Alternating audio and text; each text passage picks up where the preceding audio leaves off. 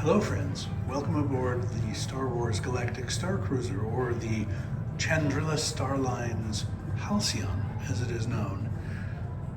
We are just arriving to our stateroom, number 7316, and our able smuggler Alex is going to show us how to open the door.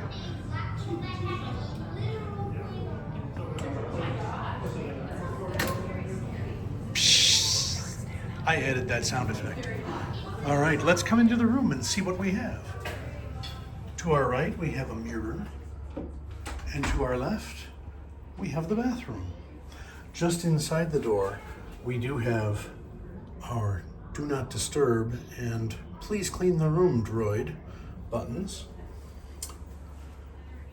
To the right, we have storage. And then we enter the main part of our suite. We have our droid interaction panel where we can speak to our onboard droid friend. Star maps showing where we are and where we're going.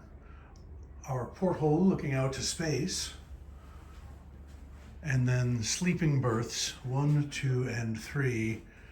And then a lovely gift package which was left for us by the captain. Thanks for joining us on a tour of our Starcruiser sleeping quarters.